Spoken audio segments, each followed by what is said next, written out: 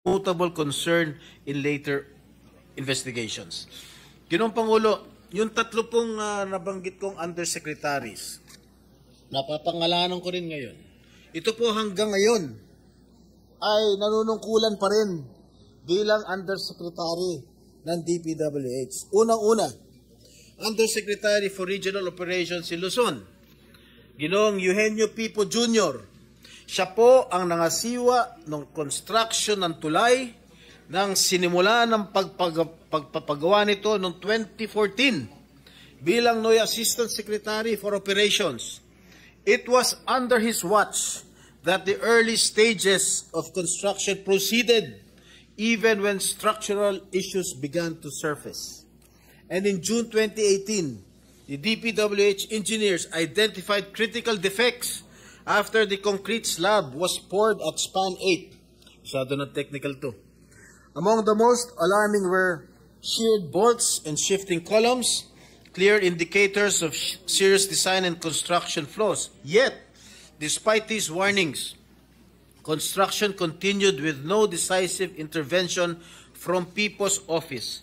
His failure to halt the project or escalate the issue for re-evaluation allowed the risks to persist unaddressed.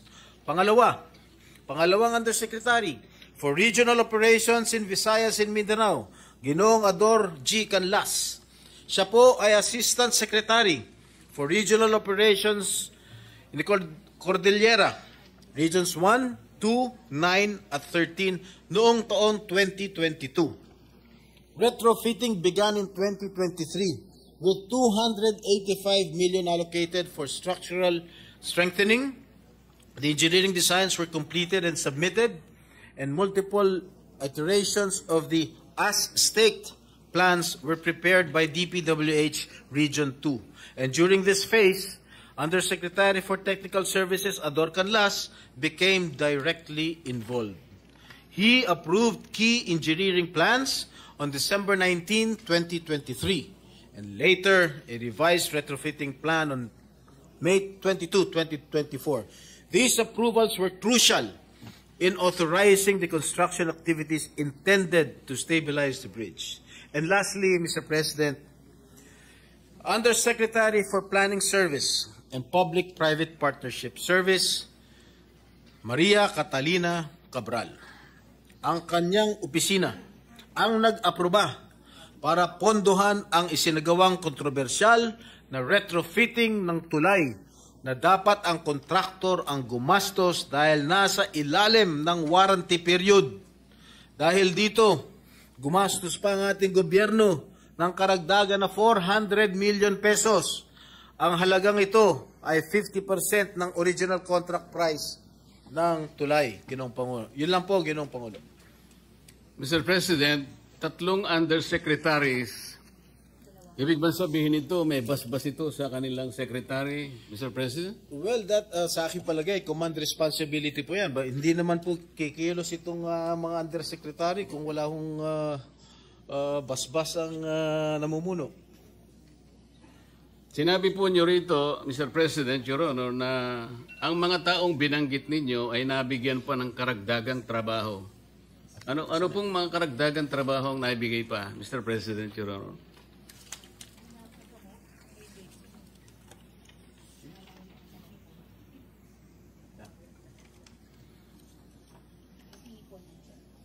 Habang binabasa po ninyo yan, karagdagan siguro impormasyon, Mr. President, mayroon po akong nabasang isang parang briefing na dalawa po sa binanggit yung undersecretaries parang nagkaroon po ng pagbabago, atas ng panibagong katungkulan, nagmula mismo sa tanggapan ng DPWH. Tama po kaya yun? Tama po Mr. kayo, President, Your Honor? Tama po kayo, Ginoong Pangulo. Nasaan? At binanggit din po ninyo sa inyong speech, Mr. President, Your Honor, na tila kayo'y nagsususpetsa at maring sila pinatutungkulan ng Pangulo nung sinabi niyang mahiya naman kayo. Ano po ang pinagbabatayan niyo rito? Malamang itong sinasabi ng ating Pangulo na pinatutungkulan ng ating Pangulo, na mahiya naman kayo. Palagay ko, ito po yung mga opisyalis ng DPWH na kasangkot o kasabwat sa pagpapatayo nitong collapsed bridge nito sa Isabela. Siguro po ang mas tamang isipin natin, ilan lang siguro sila sa pinatamaan ng Pangulo. Kasi nung sabihin ng Pangulo po ito, Mr. President, nakaharap po siya sa Kongreso eh. Napakarami pong kontraktor doon eh. Kayo po nakakaalam nun dahil kayo po nanggaling sa House of Representatives. Hindi po, tinatanong ko po kayo kung kayo isang ayon na maaring mas marami ang pinatutungkulo ng Pangulo. At hindi lamang po bagsakan ng tulay ang pinag-uusapan doon. Mr. President, hindi po ako makakasagot niyan sapagkat hindi po Bakit naman po hindi kayo makakasagot? hindi po ako nanggaling po ng tanong ko sa inyo. sa House of Representatives. Kayo po nanggaling sa House of Representatives. Malamang kayo po nakakaalam kung marami po ang pinatutungkulan ng ating Pangulo, Ginoong Pangulo. Talagang marami. Ako po, sinasabi ko sa inyo, marami pong kontraktor doon. Ang tanong ko lang kung kayo'y sumasang-ayon sa aking pananaw. Ay yes, sumasang-ayon po ako sa inyong pananaw. Kung kayo po ay naniniwala, maniniwala rin po ako. Mr. President, Your Honor, di ba pangkaraniwan pagka meron po tayong itinatayong isang infrastructure, lalong-lalo na po yung mga vertical infrastructure, malimit po nating nakikita, nakatabi po yung meron pong parang banner yung, anong tawag doon? Yung COA. Merong billboard po ang COA. Billboard. Na kung saan nakalagay yung ilang mga detalye, pangalan ng proyekto, Minsan po pangalan po ng politiko nandun. yung halaga ng proyekto, yung description hanggang saan, di ba? Yung contractor kung sino yon. Pero nananatili lang na isang billboard. At hindi naman nagkakaroon ng updated report ang COA kung ilan porsyento na halimbawa after a while ang natatapos. Nananatili lang isang billboard na akala mo nagbabantay sa project. Tama po kayo. Kaya ko po tinatanong ito, Mr. President. Nangyari po ito sa Misamis Occidental. Nagtayo ng isang irregular na proyekto. Sa pondong-pondo pa lang, Mr. President. Saan ka nakakita ng isang housing project ang pondo manggagaling sa DPWH? So, nung tanungin ko po yung auditor, sapagkat sila naman dapat nakabantay sa lahat ng proyekto, alam mo ba ako ito na nanggaling sa... Hindi po. Alam mo ba rin ba ako na yung titulo na pinagtayuan ng project na yan ay hindi pag-aari ng syudad? Hindi rin po. Wala ba kayo akong pakialam? Dahil kayo po ang security guard ng pera ng gobyerno. Nakikialam po. Kailan po kayo makikialam? Pagka po tapos na ang project. Akala ko baka ako ang COA ay merong preventive measures, action. Ibig mo sabihin ka ako pag natapos ang project, natapos na po talaga ang project, ngunit ang titulo po ay pag-aari ng mga pribadong mga mamamayan. Nang tanungin ko po siya, sino ang may-ari ng project? Wala pong maisagot. Ngayon po, itong ang inyong privilege speech, Mr. President, Your Honor, ay salamin lamang ng isang napakalaking anomalya na nagaganap sa ating bansa.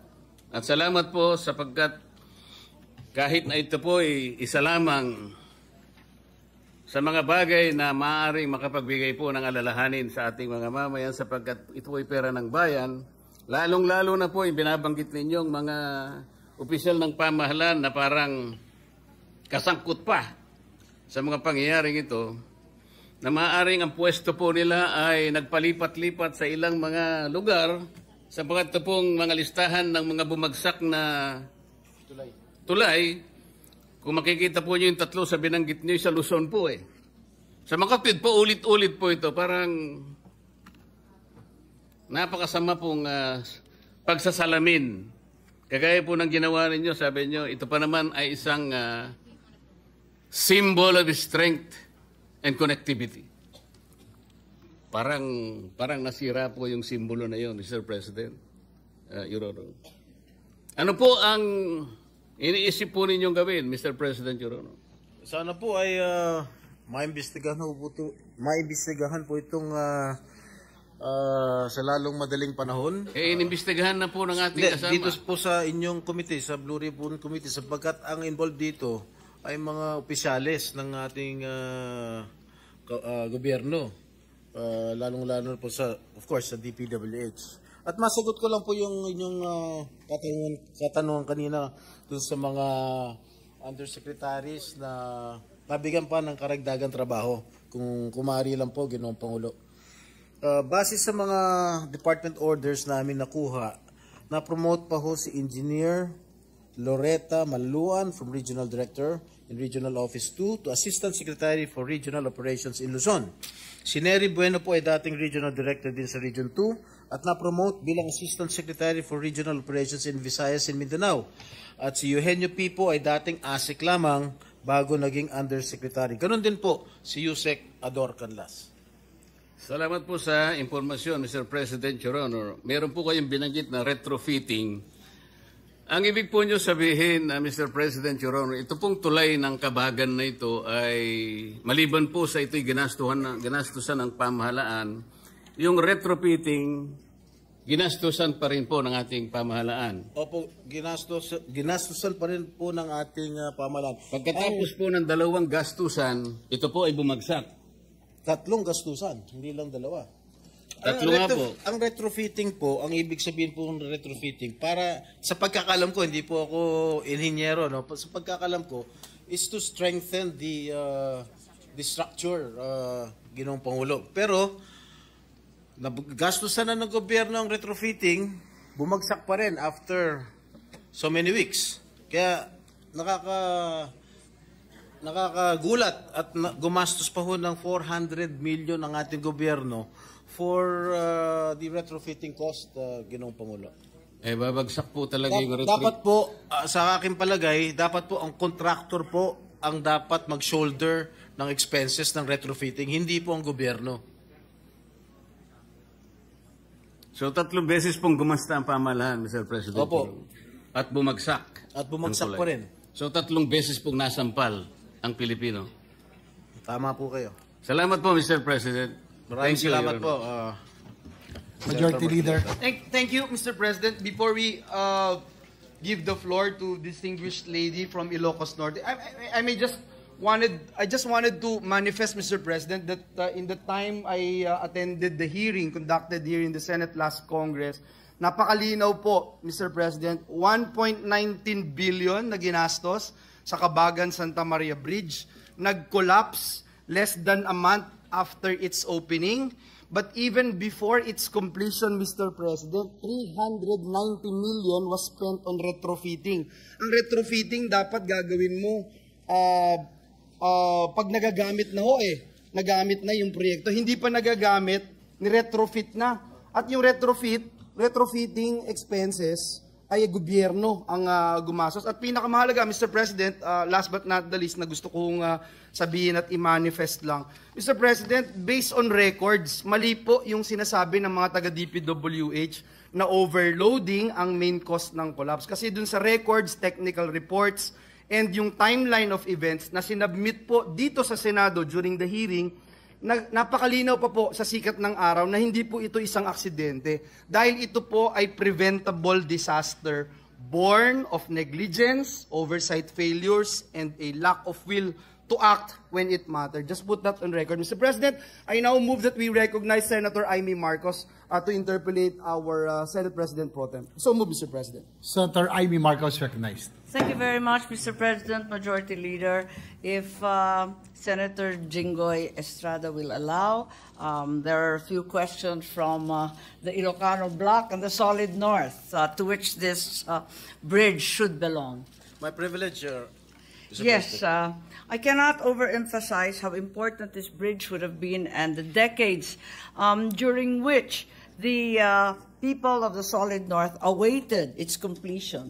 It's an essential, concrete manifestation of the unity of the Northern peoples, Rangtay to Cordillera, a pivotal link between Region 2 and the Cordillera Administrative Region. Hindi siya pangkaraniwang tulay na kumbaga dalawang bayan, dalawang lungsod,